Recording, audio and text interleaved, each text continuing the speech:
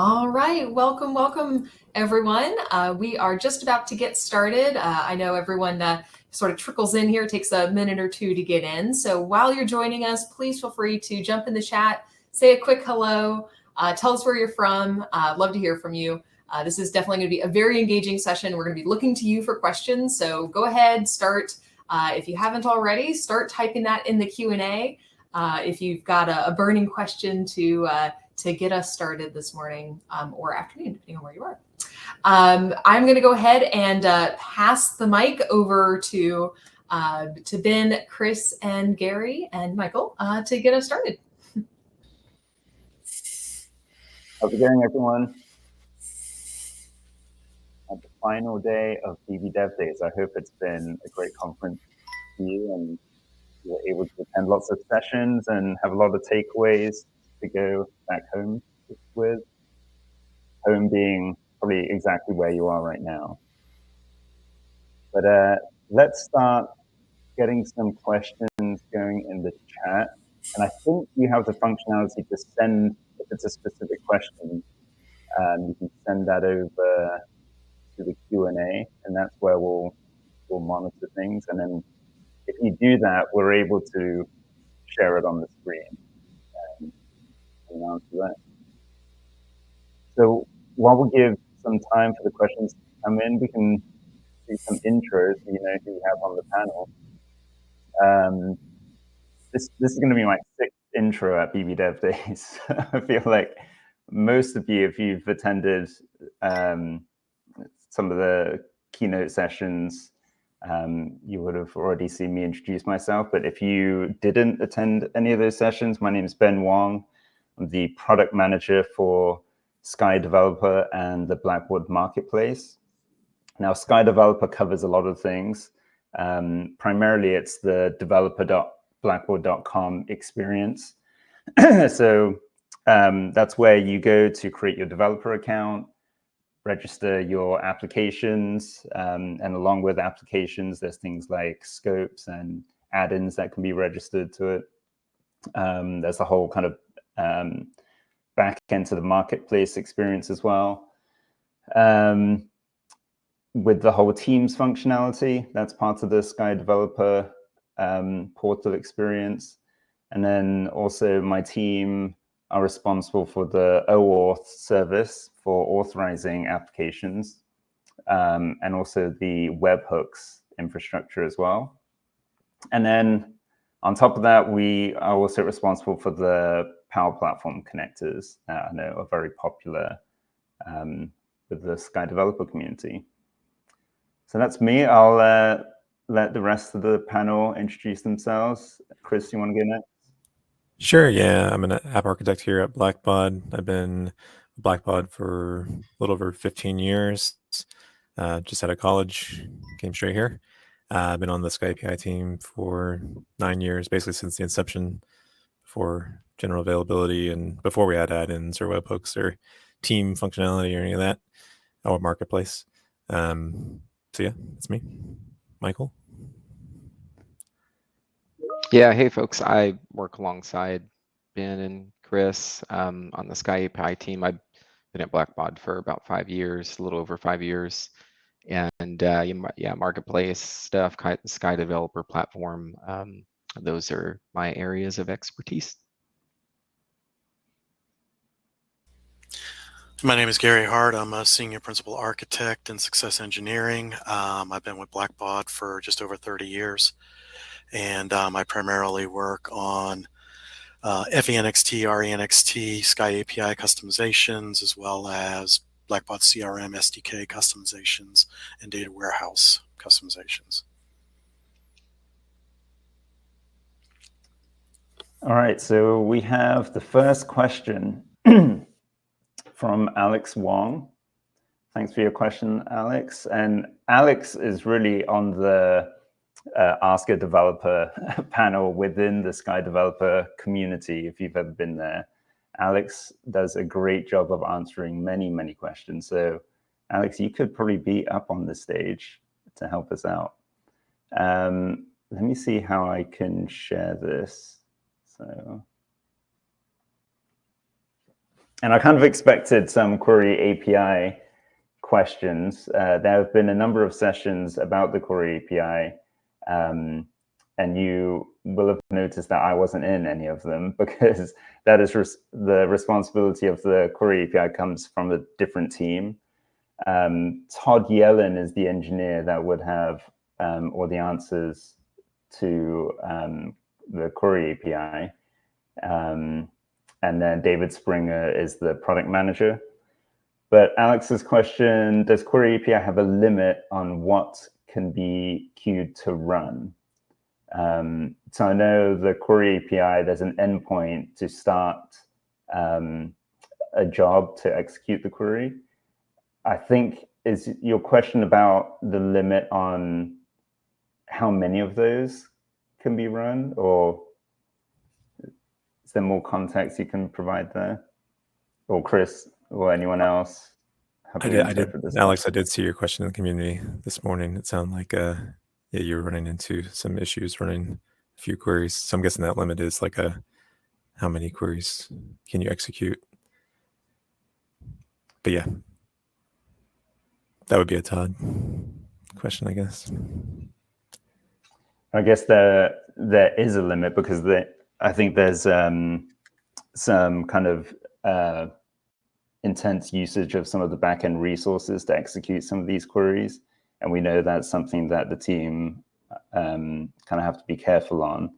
So not surprised that there is a limit. I don't know what that limit is.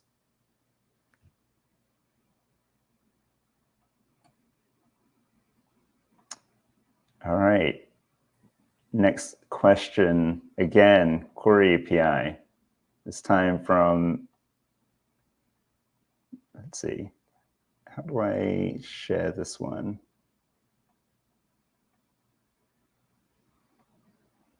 All right, David Ziedman, my colleague from England. All right, so query API again. There are a number of areas yet to be added. For us, most importantly, it's not currently possible to add a specific email type as a criteria or as an output. Just would like to know when this is happening. We are good to go with chimpigration and query otherwise. Let's see if we have anyone within the audience who can help us out with some of these query API questions.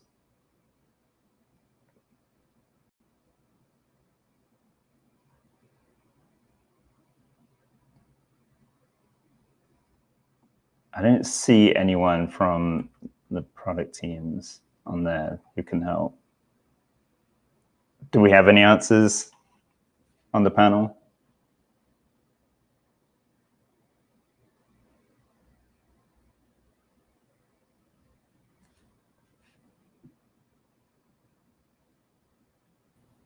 Yeah, it sounds like so we'll have to get back to you. Yeah. Yeah, we'll have to get back to you on that, David. Maybe we can just collect all the query API questions and publish like a Q&A on query. All right, so we have, let's see. Let's share this one. So it's a question from Austin Frey. I think let me know if I'm pronouncing that correctly. So is there any existing security concerns with the Sky API? I think the security concerns usually come about what you do with the data that you access via Sky API. Sky API is just a way to get access and interact with your data. So there's nothing concerning about having an API. More of the concern is what you do with the data. So I did a session yesterday on cybersecurity for low coders. And one of the things that I mentioned was that once the data leaves the Blackbaud system, the burden's on the developer to respect that data. And that's usually the concerns that we at Blackbaud have with Sky API would be what happens to the data once it leaves our systems. Make sure that if you're storing data, you have the policies in place so that you have rules for when that data can be, or how long it's going to be stored for and when it can be deleted. And it has to be stored in the appropriate format, should be encoded and should be stored in a place that requires authentication and all those things. So anyone on the panel have anything to add to that? Yeah, we had a session about OAuth yesterday that went more in depth on just the OAuth side and best practices and kind of common issues. Yeah, we use OAuth. This kind of, I see Vincent's question about how to implement auth.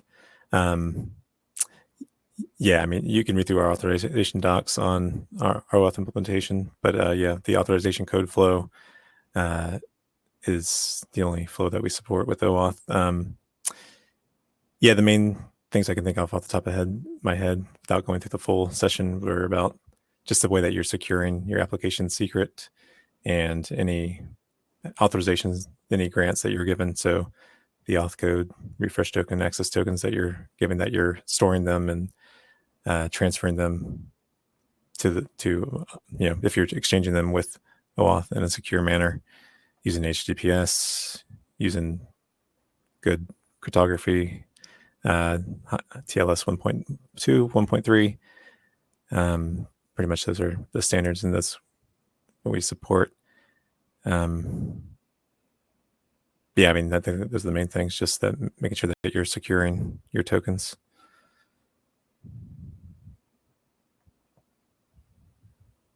So I just brought up Vincent's question here. You're kind of talking about OAuth and the session that you and Michael did yesterday on OAuth.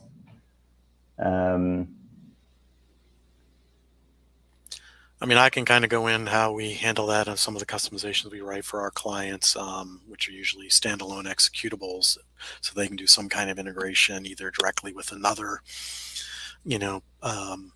API system or importing files. And of course, you want to do that initial authentication through OAuth.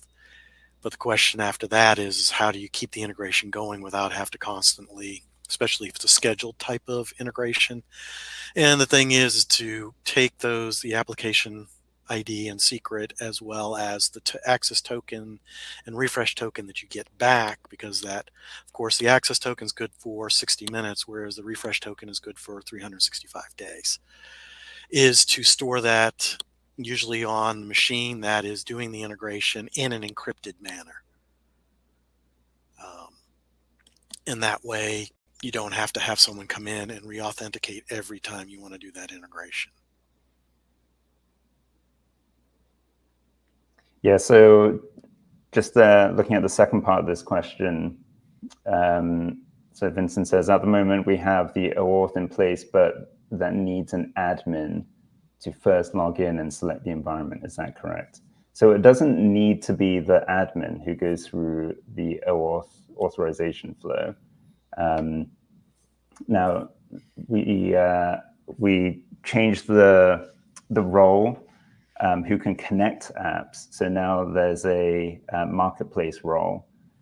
So you can designate any user to connect the app to your environment.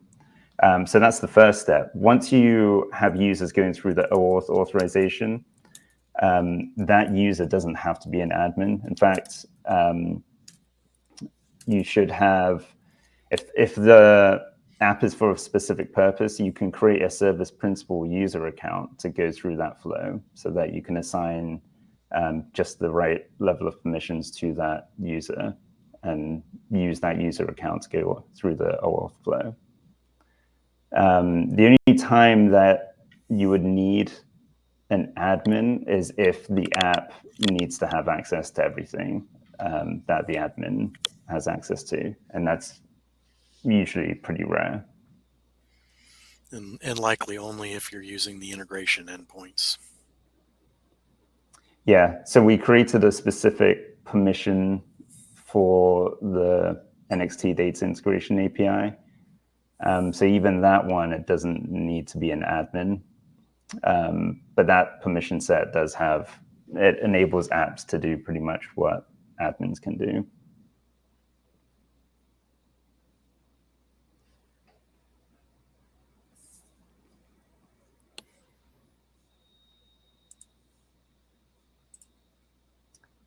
All right, so there's a question about BBID. Let's bring this one up.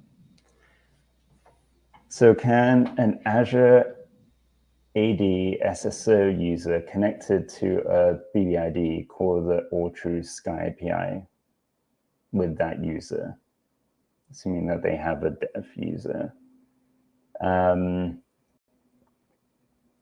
So what I think the scenario is here is that you're using BBID through SSO. So that means there's a separate, you're using Azure AD as the identity provider, creating the BBID. As long as there's a BBID user, then you can call the all-true-SKY API with that user account. So yeah, in this scenario, that should work fine.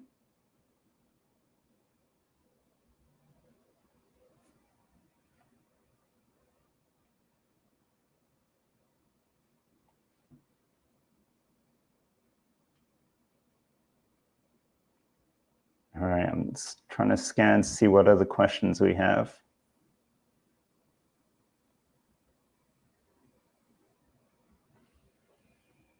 I do want to answer one question that I see in the actual chat. Well, it's not really a question, but it was a mention that they send a request every day to keep the refresh token alive.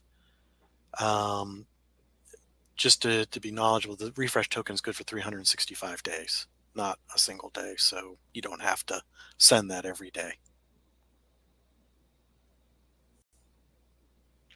Yeah, and every time you use the refresh token, you get a new refresh token. So there is an exchange that happens where once the refresh token is used, you get an access token and a new refresh token. And when you have a new refresh token, the lifespan resets. And because that refresh token is good for 365 days, every time you get a new one, it extends or starts that clock for the 365 days. So in theory, you can keep that authorization it can persist indefinitely because of that sliding window.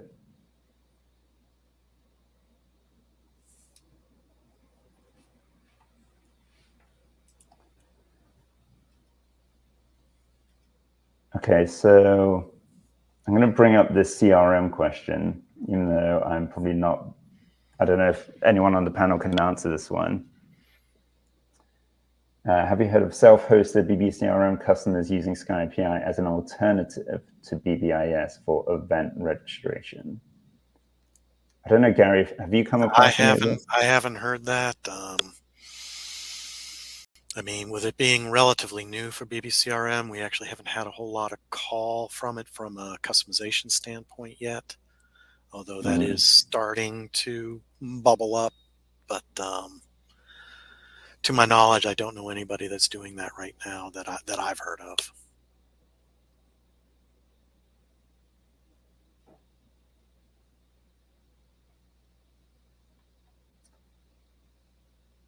Okay, so let's talk about this one. Question from Alex again. What's the timeline to fix Blackbaud HTTP request for patch? Do we know on the panel is there anything for us to fix? Or is this regarding the connector, the Power Platform connector? Yeah. Yep. Yeah, if it's the send HTTP request for patch in the Sky add-ins certified connector for the Power Platform, the patch requests are actually not supported on the Power Platform for when using send HTTP request. We have been working with Microsoft to try and get that resolved. I haven't heard anything for a while though. I know Michael was maybe one of the first to submit that as a request. Michael, I don't know if you've heard anything. No, been a long time coming, but yeah, nothing, no timeline to my knowledge at this point.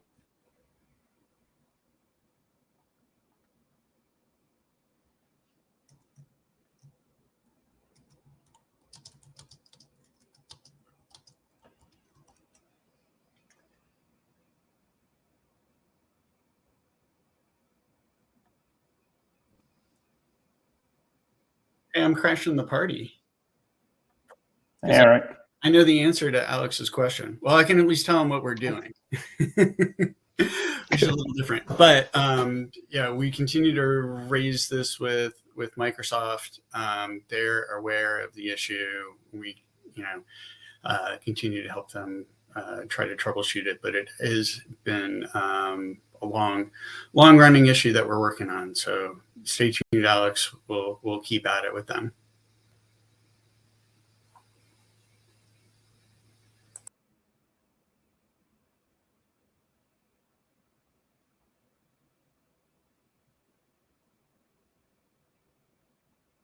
So let's see, there is a gift API question.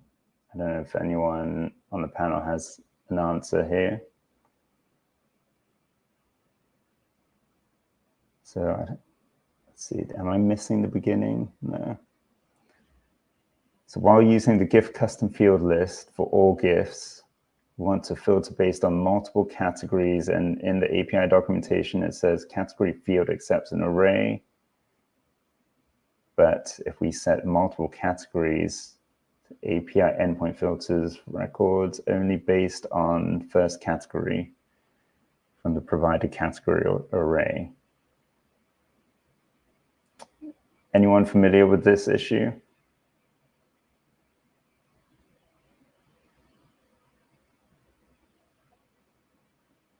Yeah, we'll have to follow up on this one. This would be from, yeah, there's a team responsible for the gift API on the Razor's Edge side. So that would be a product question we'd have to follow up on.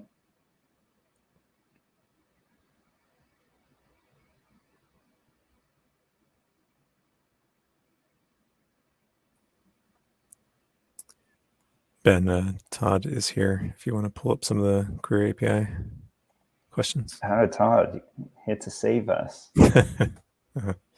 Let's see. Let's bring this one back up.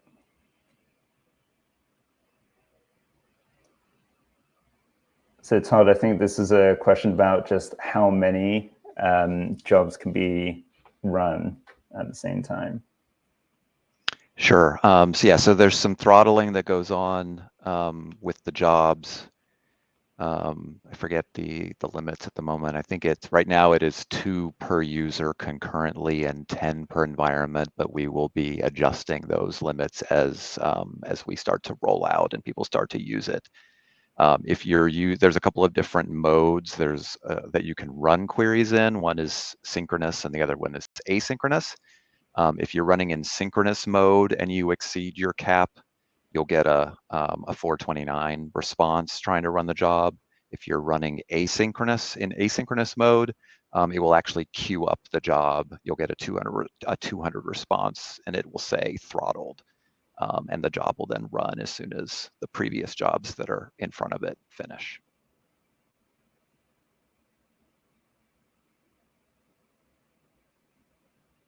Thanks for that, Todd. Is that that's a separate limit to the rate limit that's set by Sky API, right? Correct. So that's kind of a downstream limit.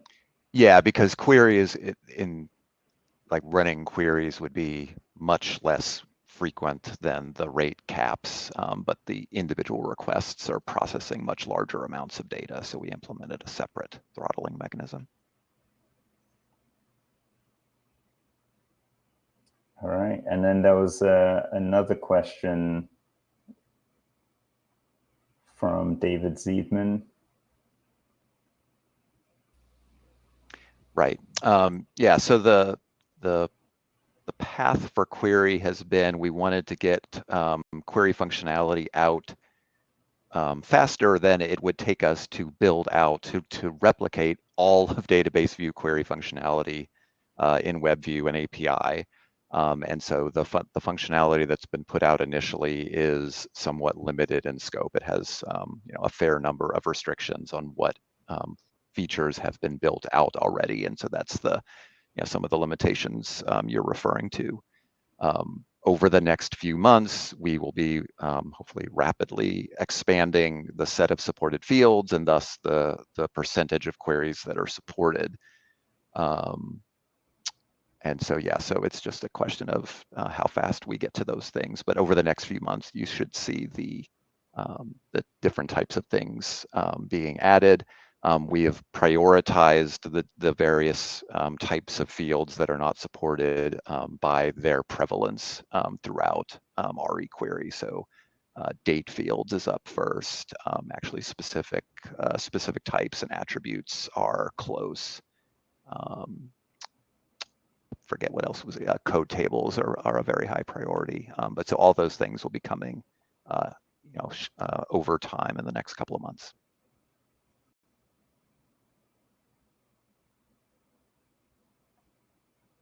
So, Todd, I wonder if you can provide any insight on this question. So we get asked about an export API quite frequently. Now, how can the query API be used for this scenario? Right. So I'm assuming this question is referring to the different, that there's the query area of RE7 and the export area of RE7, and they work completely differently. And export, my understanding of kind of the big benefit of export is that it doesn't have some of the duplicate result props. It doesn't have the same duplicate result problems that are pretty prevalent in query. And so I'm assuming the ask here is, okay, well, a query is great, but when, will there be a parallel to the export functionality in database view? And so the answer to that question is yes, that is in our upcoming backlog. I forget whether I believe it would be, yeah, I shouldn't say whether, I'm not sure if it's this year or next year, but it is in the next couple of years. Sorry, I just lost my, sorry. Something is happening on my browser that is causing problems. We can still see you.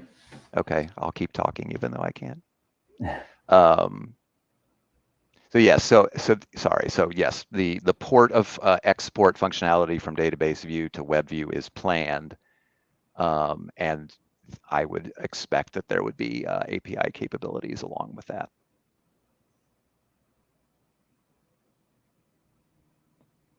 All right, here's one.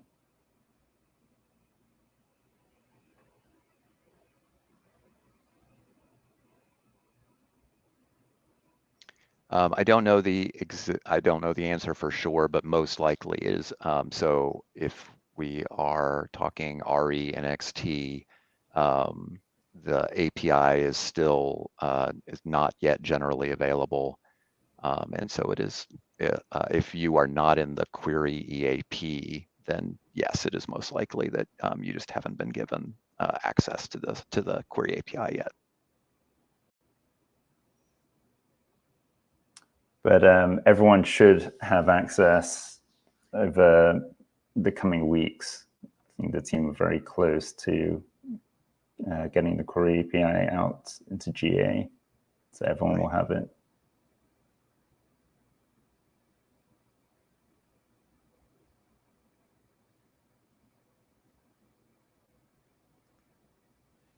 Yeah, I'm just going down the list, see if we missed anything.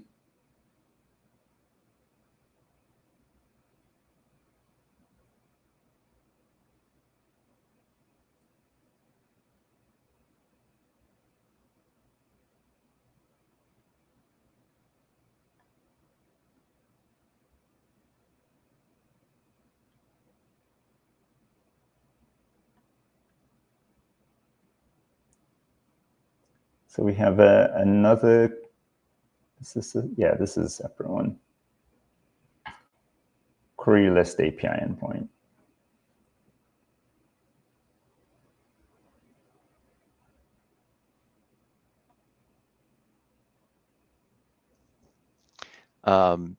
So there's not support right now for doing multiple specific categories, but the category parameter should support not providing a value, and that will return queries across all categories in the environment.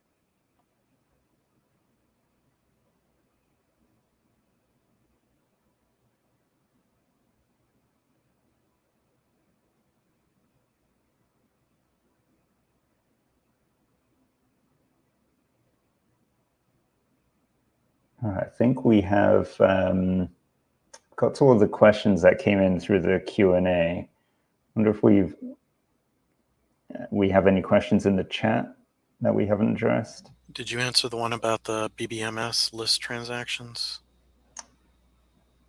Where is that? Came in from Alex Wong at 10:46. It's a little further down.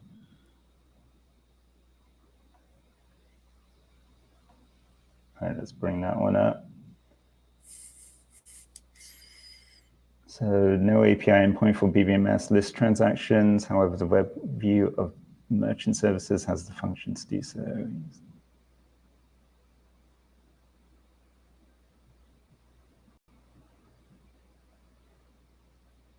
Now, I don't have the answer to this. Anyone on the panel?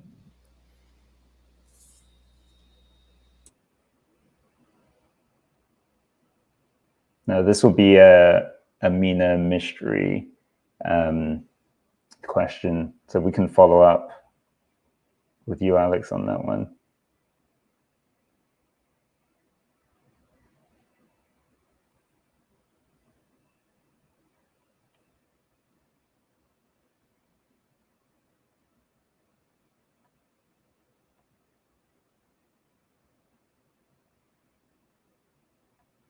All right, so let's bring this one up. So when I try to authenticate Sky API and use the try it button on the web, I get an unable to authenticate due to internal error. Yeah, I have an answer for this. Yeah, we're using a vendor provided tool for our try it console. And that tool seems to have an issue with browser extensions. It seems to be the common link that we found when users encounter this.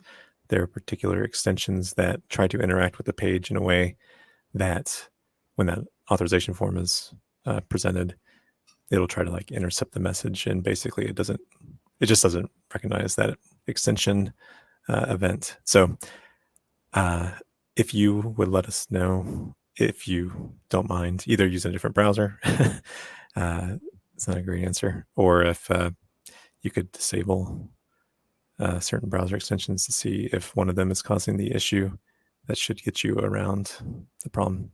It's definitely unfortunate. We've reached out to the vendor, but they don't have a timeline for fixing that particular problem. The only option we would have is to put a big banner on the page to say to disable browser extensions. Something we could do. If you want to talk about that one, Ben. It's not a great answer, but yeah. But if you could let us know if you do find which extension is doing it for you, we could provide that to our vendor.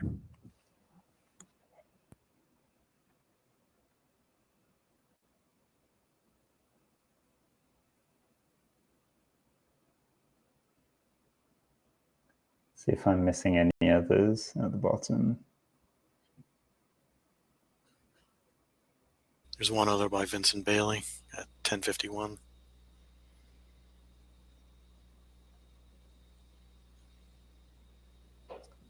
So this is regarding the gift API. I don't know. Does anyone have an answer for this?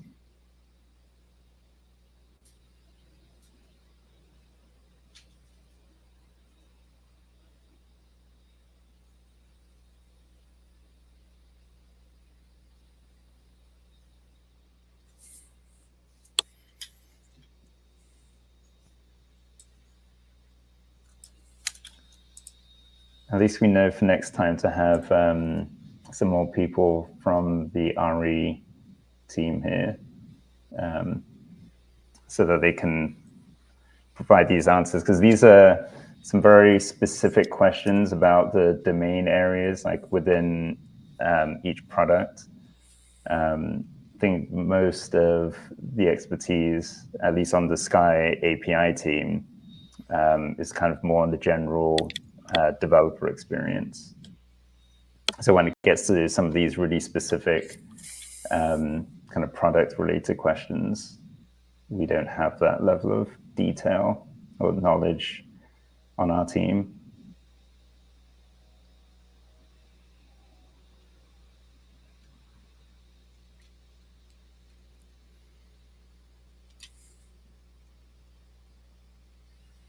Oh, great. So Manuel tried that, tried a different browser and it worked. Thanks for sharing that, Manuel.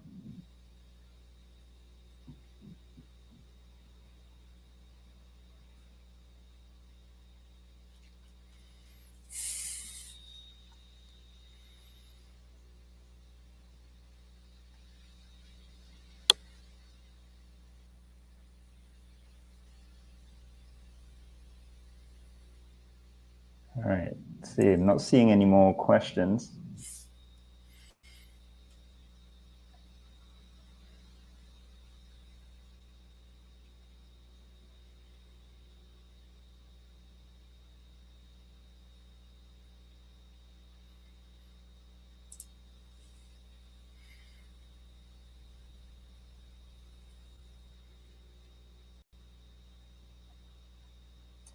Okay, so one just came in about refresh tokens. Let me just bring this up. So we plan to refresh every day in order to invalidate the refresh token by asking a new one every time, as Alex Wong suggested. Is this a good security practice, or having a 1 year refresh token still valid is okay in terms of security? I know there's going to be some opinions on this one. So I think it's better. So even though the refresh token lasts a whole year, refreshing it every day, it's a bit like just changing your password frequently. If you're refreshing every day, you're basically updating the token. So it is better, I think, to do more frequent refreshes. And probably not good, even though it does last for 365 days, we would encourage you to use it much sooner than that and not have it stored for that long.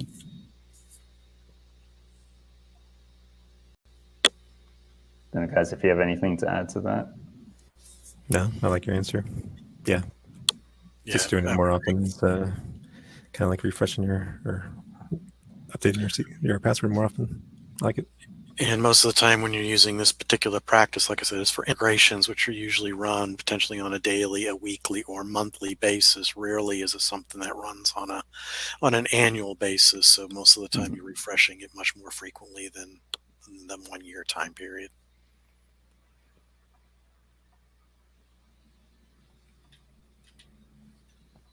So Eric was asking about the patch issue that Alex Wong was talking about. That's a specific issue with the Power Platform connector, specifically the Sky add-ins connector that has a send HTTP request action in there. And that particular action right now doesn't support patch requests. And that's something that we're working with Microsoft on. So there's no issues with Sky API with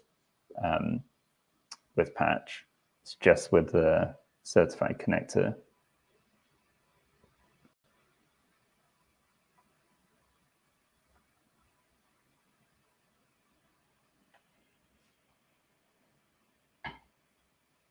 I should say it's just with the certified connector using send HTTP request.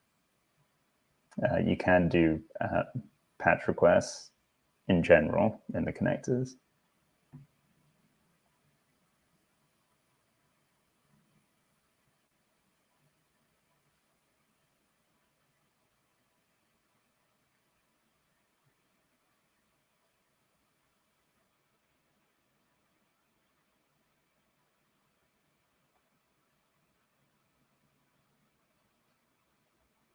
So there's another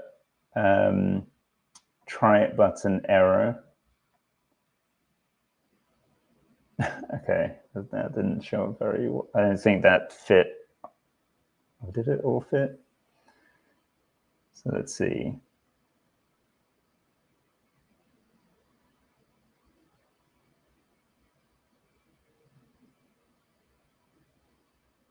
Chris, any ideas on this one? Looks like it's probably maybe another Chrome plugin issue. I don't know. This could be either within the API itself having an issue connecting to an underlying service. It's probably a good one to look into. Jackie, if that's your developer account, we can look at that one. In general, that's probably one that would probably go through support, but we can look at that.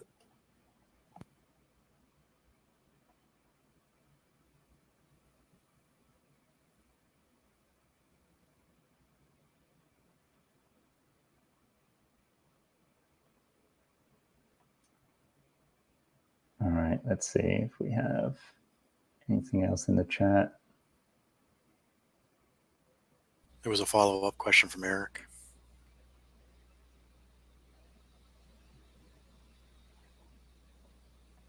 So, and basically the answer to Eric's question, which was he was asking about an add-in for the Power Platform. Yeah, there's a certified Blackbaud connector for RENXT for the Power Platform.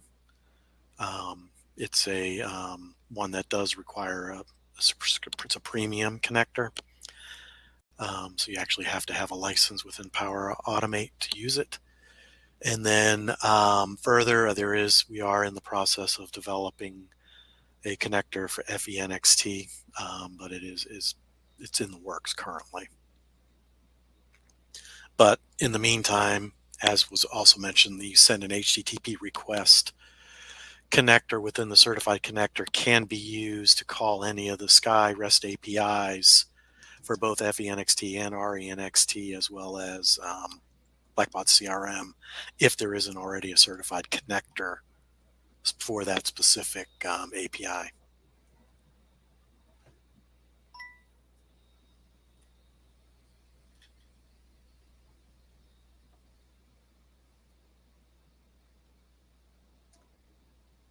So there's a comment there by Alex. Alex says, I do not think getting a new refresh token invalidates the last one. Chris or Michael, do you want to confirm that? Because I believe when you use a refresh, when you get a new refresh token, I think it does ban the previous one.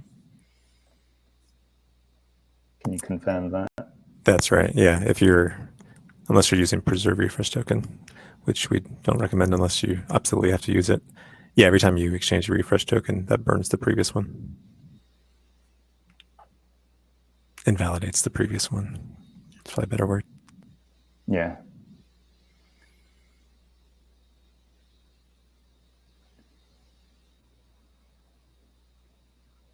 All right, I think we are just about at time. So any final thoughts from our panelists before we wrap up? I'll go ahead and get the survey started. No, my only thought is I apologize that we weren't able to answer all the kind of product specific questions. So that's just something that we'll note for next time. But appreciate everyone being here. Yeah, and I think that we still have a few more sessions to go today. So definitely enjoy those, and hopefully we'll see you again next year. Awesome. Thanks, everyone. Please take a few moments, fill out the survey, and then we'll see you on the next event. Thanks, everyone. Thank you. Yep. Thanks.